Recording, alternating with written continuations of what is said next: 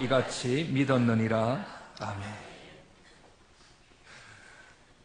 중국의 남송시대 유학자인 주희가 편찬한 소학이라는 책이 있습니다. 그 책에 군사부 일체라는 말이 등장을 합니다. 그 말을 조선시대 이율곡 선생이 그가 썼던 소학 집주라는 곳에 인용함으로 처음 우리나라에 군사부 일체라는 말이 등장하게 됐지요.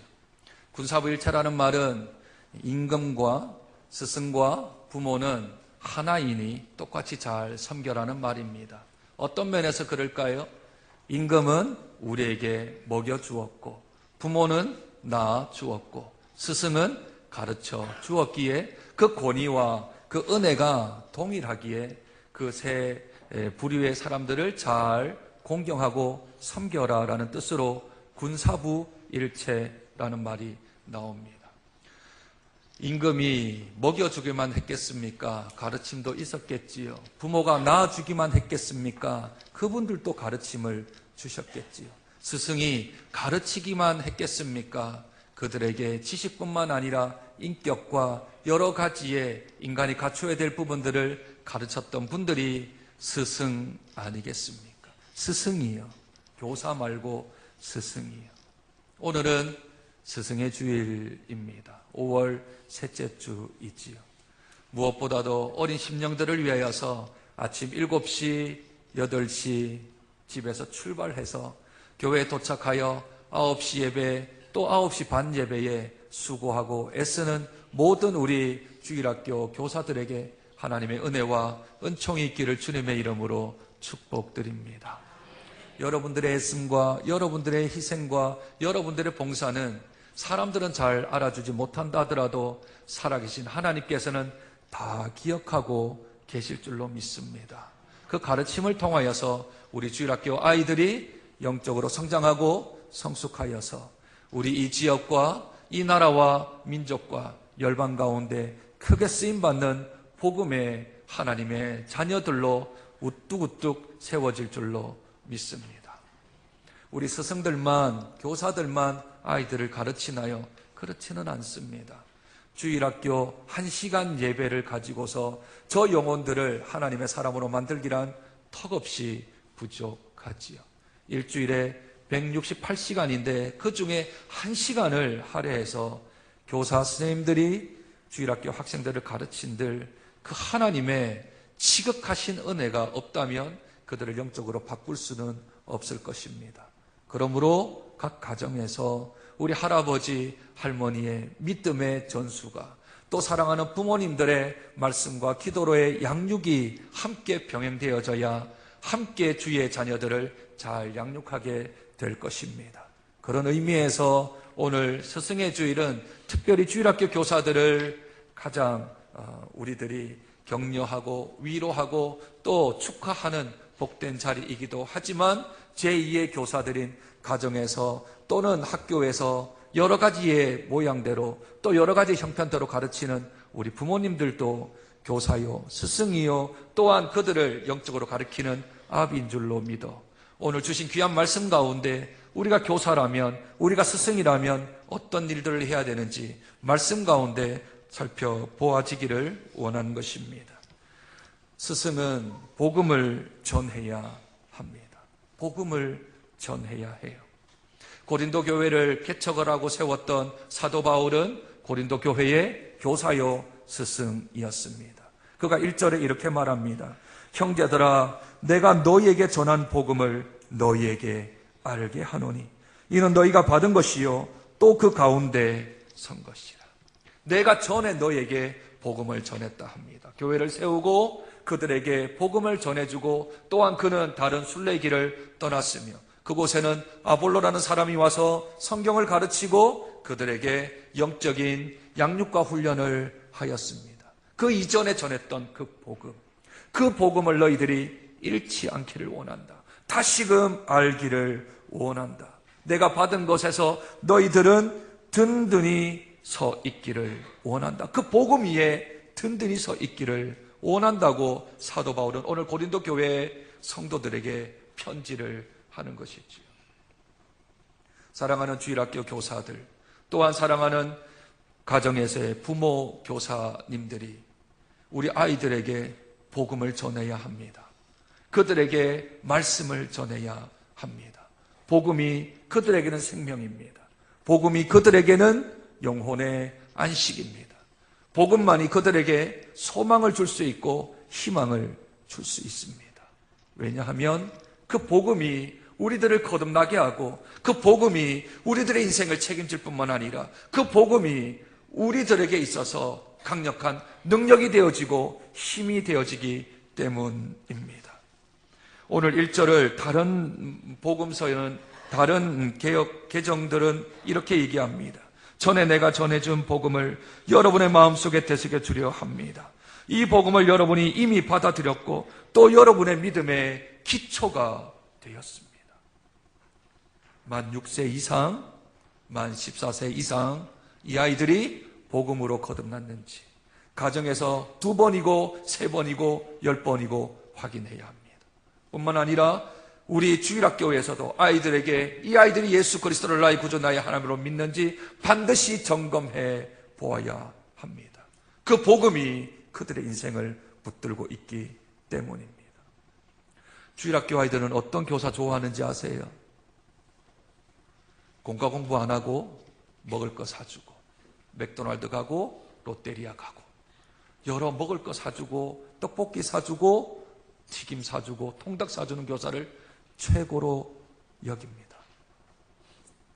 그런데요, 1년이 지나고 나서 제가 사역했던 교회는 그 선생님이 중학교 1학년을 맡은 선생님이 2학년을 그대로 데려가고 고3 때까지 담임이 돼요. 한번 맡은 사람들은 고3 때까지 교사가 되어져요.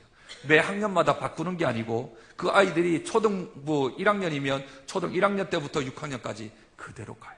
중학교를 가면 중 1, 2, 3 그대로 가고 고등학교 1, 2, 3 그대로 가요. 그런데 제가 맡겨진 고등부 아이 중에 한 아이가 저한테 편지를 썼어요. 목사님, 우리 선생님 바꿔주세요. 우리 선생님 바꿔주세요. 그래서 걔가 왜 바꾸라는지 잘 몰라서, 영문을 몰라서 불러서 좀 면담 좀 하자 그랬습니다.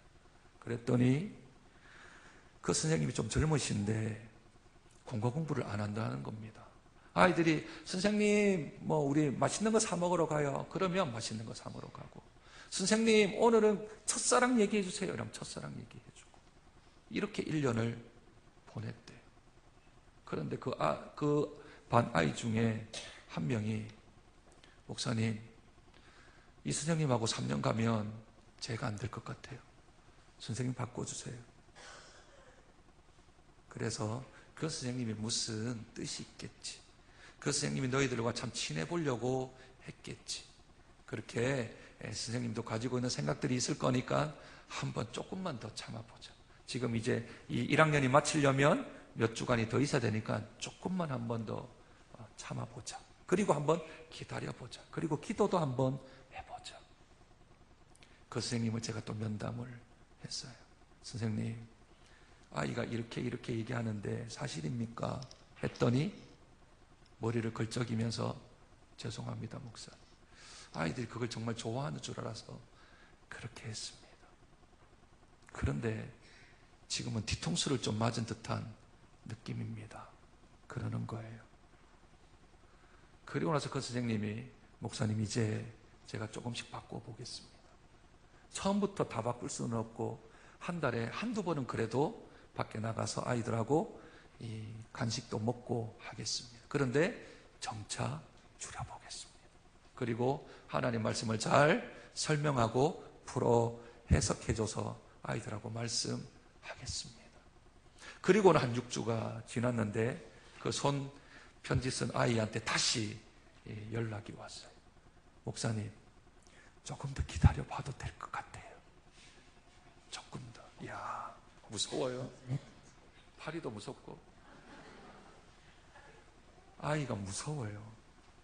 우리 선생님이 내 영혼에 도움이 되는지 안 되는지를 너무 잘 알아요. 선생님, 아이들만 알까요? 우리 여기 앉아 계신 성도님들도 목사가 설교가 어떻다라는 것 너무 잘 알아요. 부족하고 연약하지만 그를 위해서 중보기도 해주시는 것도 잘 압니다. 교사와 스승은 음식도 사주어야 해요. 그러나 그것이 다가 아니잖아요. 그것도 해야 되죠. 영적인 양식인 생명의 말씀을 그들에게 먹여야 합니다. 그래야 주일학교 교사지요. 그들의 영혼을 잡고 기도하는 교사이지요. 그들의 영이 더욱더 거듭나도록 기도하며 그 인생을 붙들고 그 영혼을 위하여 기도하며 말씀 전하는 자가 주일학교 교사 아니겠습니까? 그러니 교사는 복음을 전해야 합니다. 복음을 전한 그 아이들이 그 복음을 받아들일 뿐만 아니라 그 받아들인 복음 위에 굳게 서도록 몇 번이고 반복하여 그들에게 복음을 전해야 합니다. 복음을 전하려면 복음을 알아야겠지요. 복음이 무엇입니까? 복된 소식입니다. 기쁜 소식입니다. 영어로 굿뉴스라고 그러지요.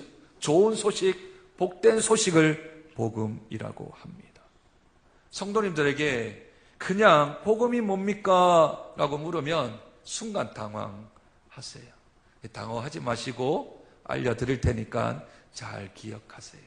복음이 무엇입니까? 하면 요한복음 3장 16절이 복음입니다. 그렇게 말하면 됩니다. 우리 한번 외워볼까요? 하나님이 세상을 이처럼 사랑하사 독생자를 주셨으니 이는 저를 믿는 자마다 멸망치 않고 영생을 얻게 하려 하심이라. 아멘. 이게 복음입니다. 한 절로 설명하라면 이게 복음입니다. 그런데 목사님 너무 좀 간단하잖아요. 조금 더 늘리면 안 될까요? 네, 늘릴 수 있죠.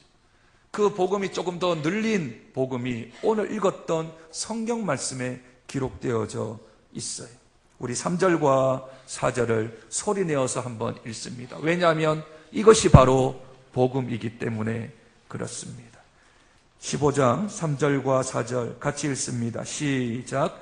내가 받은 것을 먼저 너에게 전하였노니 이는 성경대로 그리스도께서 우리 죄를 위하여 죽으시고 장사 지낸 바 되었다가 성경대로 사흘 만에 다시 살아나사. 이것이 조금 늘려진 복음입니다. 그러면 요한복음과 고린도전서 15장 3절 4절을 합치면요, 하나님이 세상을 이처럼 사랑하셔서 성경대로 우리 죄를 위하여 예수 그리스도를 이 땅에 보내셔서 죽이시고 성경대로 다시 사흘 만에 살아나사 우리에게 믿는 자마다 영생을 주는 것, 이것이 복음입니다. 이 복음을 조금 더 늘리면 에베소서 1장 3절부터 14절까지 성부 하나님, 성자 하나님, 성령 하나님께서 우리에게 주신 복음이 조금 길게 우리에게 적혀져 있습니다. 그것을 축약하면 하나님이 예정하신 그 사람들을 선택하심. 그래서 하나님의 예정하심과 선택하심, 그대로 예수 그리스도께서 이 땅에 오셔서 피 흘리시고 그 피 흘리심으로 우리의 죄를 사하심. 성령 하나님의 우리가 그것을 믿을 수 있도록, 우리가 그것을 받아들일 수 있도록 우리의 마음에 인을 쳐 주시고 너는 하나님의 자녀다, 너는 하나님의 백성이다라고 보증해 주신 것, 그것이 바로 복음입니다.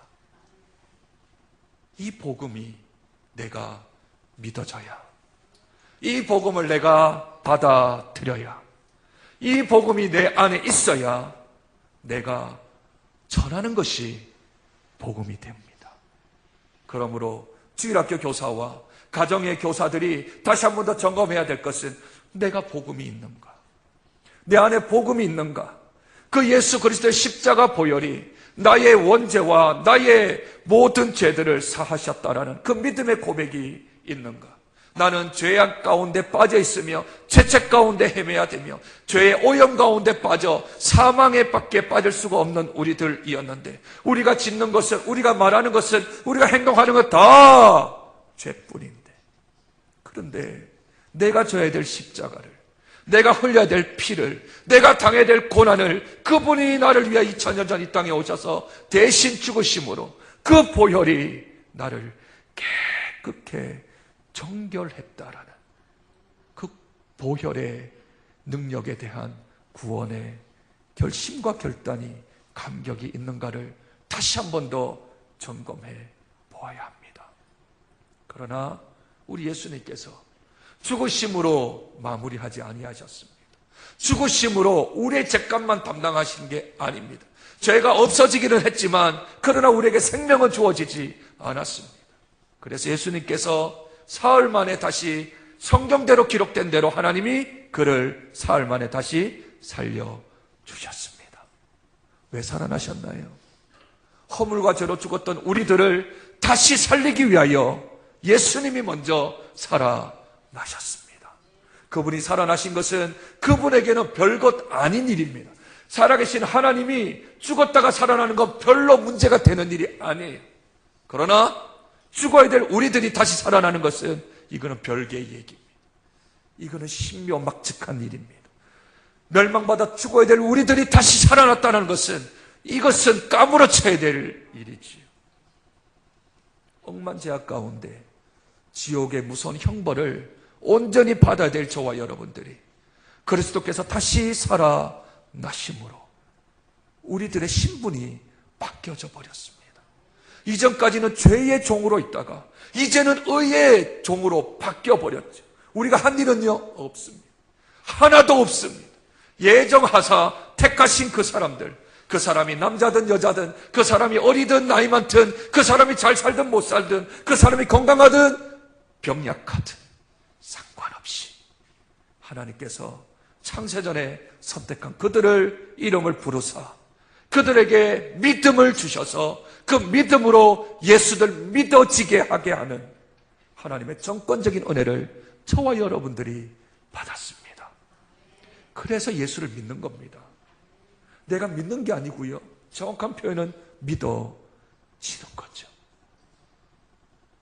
내가 믿어지는 겁니다.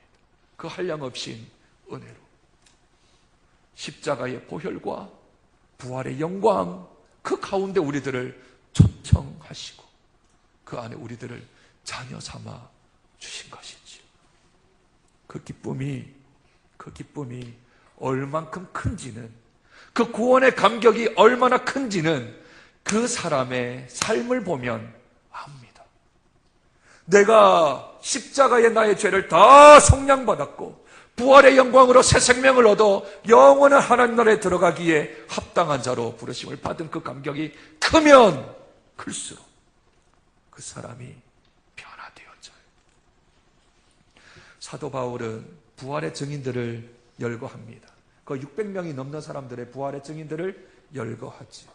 그런데 그 열거된 사람들 중에 유일하게 이름들이 거명된 사람들이 있어요.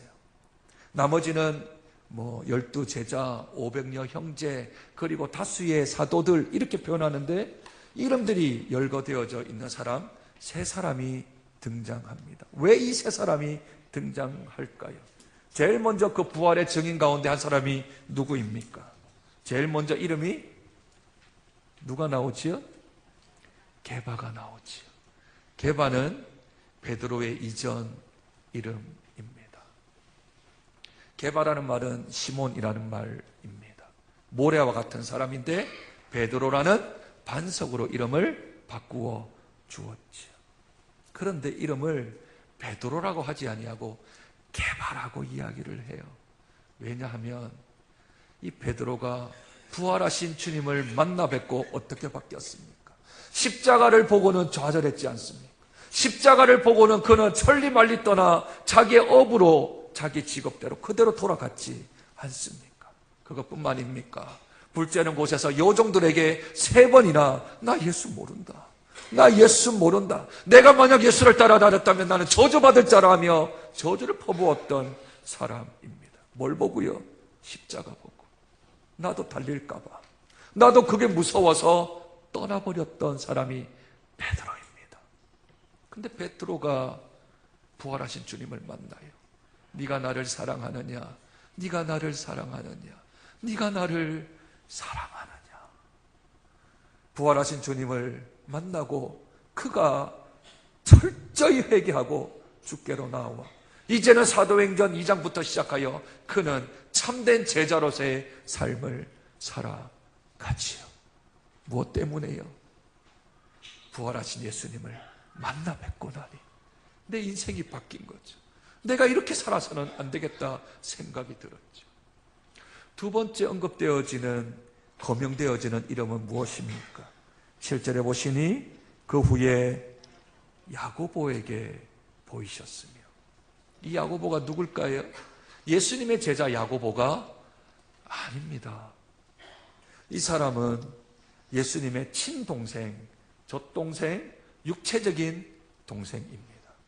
이 동생이 뭐 하나요? 마가복음 3장에 보면 내 형이 미쳤다 하며 바알에게 미쳤다 해서 바알세봄이라고 얘기하며 형 잡으러 다녔던 사람이 야고보입니다. 뿐만 아니라 이 야고보는 예수님이 십자가에 매달릴 때까지 그를 구주로 영접하지 않았던 사람입니다. 그런데 그가 부활하신 예수님을 만납니다. 부활하신 예수님을 만나니 형이지만, 나의 친형이지만 그분이 나의 메시아이구나 라고 생각하고 철저히 회개하고 행함이 없는 믿음은 죽은 거라는 야고보서를 기록하고, 사도행전 14장 이후로 보면 그가 예루살렘 교회의 목사가 되어서 예루살렘 교회에서 그 대제사장들과 서기관들과 예수 믿는 사람 잡아 죽이려고 안달이 있는 그 예루살렘에서 목회를 하며 그가 온 전신이 피부가 벗겨져 순교하게 된 야고보 사도가 된 겁니다. 부활하신 예수님을 만나고 났더니 친동생이 바뀌어요. 그리고 마지막 이름이 거명된 것은 10달도 채 되지 못하여 태어난 나 바울에게, 나에게도 예수님이 나타나셨다. 예수 믿는 사람들을 핍박하고 박해하고 대제사장과 서기관들에게 체포영장을 가져서 그가 예루살렘으로부터 단에 이르기까지, 아니 다메섹에 이르기까지 예수 믿는 사람 잡으려고 혈안이 되었던 그 사람 사울이라는 사람은 그 이름의 뜻이 큰 자라는 뜻입니다. 그런데 그가 하나님을 만나고 부활하신 예수님을 만나고 이름을 계명합니다. 그 이름은 바울이지요. 그 바울이라는 이름은 작은 자, 미천한 자라는 뜻을 가지고 있습니다. 그래서 오늘 본문에도 뭐라 합니까? 9절에 나는 사도 중에 가장 작은 자라. 나는 하나님의 교회를 박해하였으므로 사도라 칭함받기를 감당하지 못할 자라. 나는 작은 자다. 그래서 이름도 바꿔버렸습니다. 나 사울 아니다. 나 바울이다. 큰 자 아니다. 나 작은 자다. 그가 다메섹 도상에서 예수님을 만나기 이전까지 그가 이 세상에서 가장 유익하다고 생각한 것은 학벌이었습니다. 학벌이요. 가말리엘 문화생. 지금으로 말하면 서울대 법대, 하버드 법대 정도를 나온 사람. 그리고 그는 출신이 아주 중요하다 생각했습니다. 그는 길리기아 다소 사람입니다. 아주 유명한 그러한 학자들이, 교수들이, 철학자들이 많이 드러난 길리기아 다소 사람입니다. 지위는요, 바리새인 중에 바리새인입니다. 신분은요, 유대인이자 곧 로마인입니다. 세상에 무서울 게 없는 신분과 지위와 학벌과 출신이 나를 유익하게 만들다라고 철저하게 믿었던 사람입니다. 율법에 완성된 자였기 때문에 기독교인들을 잡는 것이 하나님께서 기뻐하시는 줄 알았습니다. 그런데 그가 다메섹 도상에서 예수님 만납니다. 만난 후에 그가 듣죠. 사울아, 사울아, 왜 나를 박해하느냐? 아니, 제가 하나님을 박해한 적이 없습니다. 아니, 예수 믿는 사람 박해하는 게 곧 나를 박해하는 거다. 왜냐하면 그 사람 안에 내 영이 있기 때문이다. 내가 그 안에 있기에 네가 하나님을 믿는 사람, 예수님 믿는 사람을 박해하는 게 곧 나를 박해하는 것이다. 그 예수님 만나고 바울이 박해버렸습니다. 어떻게 해요? 빌립보서 3장 7절로 11절입니다. 그러나 무엇이든지 내게 유익하던 것을 내가 그리스도를 위하여 다 해로 여길 뿐더러 또한 모든 것을 해로 여김은 내 주 그리스도 예수를 아는 지식이 가장 고상하기 때문이라. 내가 그를 위하여 모든 것을 잃어버리고 배설물로 여김은 그리스도를 얻고 그 안에서 발견되려 함이니 오직 그리스도를 믿음으로 말미암은 것이니 곧 믿음으로 하나님께로 난 의라. 내가 그리스도와 그 부활의 권능과 그 고난의 참여함을 알고자 하여 그의 죽으심을 본받아 어떻게 해서든지 죽은 자 가운데서 부활에 이르려 하노라. 예수님 만난 사람, 십자가를 경험한 사람, 부활의 주님을 만난 사람은 삶이 바뀌어요. 그 신앙의 고백이 그 안에 절절히 묻어나오고 있습니다. 그 신앙의 고백이 있는 사람이 아이들을 가르치면 그 아이들에게 신앙의 고백이 그 마음속에 새겨질 줄로 믿습니다. 사랑하는 교사 선생님 여러분, 그리고 가정의 부모, 교사, 선생 여러분, 아이들을 잘 가르치는 교육학을 배울 필요도 없습니다. 아이들을 잘 관리하는 경영의 마인드가 없어도 괜찮습니다. 그러나 분명히 한 가지 있어야 될 것은 내가 예수님을 만난 사람이어야 합니다. 내가 예수님을 만난 감격이 이 안에서 꿈틀꿈틀 살아 있어야 합니다. 십자가만 생각하면 눈물이 나고 부활의 주님만 생각하면 다시 감격이 북돋아 올라. 내가 무엇으로 주님의 은혜를 보답할까 하며 그 일이 교사 일이라면, 그 일이 아이들에게 말씀을 가르치는 일이라면 내가 아침을 깨워 주 앞에 나와 아이들을 믿음으로 신앙으로 그를 내가 가르쳐 주겠다. 내가 만난 예수 저들에게도 전해야지. 내가 만난 예수 그들에게도 알려주어야지. 내가 만난 예수 그들도 만날 수 있도록, 그들도 거듭날 수 있도록 이 마음 전해야지. 그 마음을 전하면 그것으로 교사의 직분은 완성되는 겁니다. 그리고 나서 모든 영광은 하나님께 돌려야지. 모든 영광은 하나님께 돌려야지. 사도 바울이 유명한 고백을 하지 않습니까? 그러나 나로 나된 것은 하나님의 은혜로다. 내가 모든 사도보다 더 많이 수고하였으나 내가 한 것이 아니요 오직 나와 함께 하신 하나님의 은혜로다. 다른 모든 교사들보다 다 수고하였지만, 많이 수고하였지만, 그러나 나로 나된 것은 하나님의 은혜다. 이러면 완벽합니다. 복음이 전수되기를 소망합니다. 복음의 개성이 있는 복된 교회가 되어지기를 소망합니다. 그래야 장정교회가 소망이 있습니다. 그래야 장정교회의 희망이 있지요. 사랑하는 비전센터에서 자라나는 우리 영적인 꿈나무 아이들이 복음의 승부를 걸고 믿음으로 승부를 걸어 십자가 그리스도의 부활의 영광 가운데 있게 될 때에, 그때 우리 교회는 주님 오실 날까지 존속될 뿐만 아니라 주님 영광 드러내는 복된 교회가 되어질 줄로 믿습니다. 이를 위하여서 기도하고 투자하고 저들을 가르치고 인도해 나가는 복된 목회자들, 복된 교사들, 복된 성도님들 되시길 주님의 이름으로 축복드립니다. 하나님 아버지, 사도 바울이 그가 주님을 만난 후에 완전히 바뀌어버렸던 신앙 고백을 지금 하고 있습니다.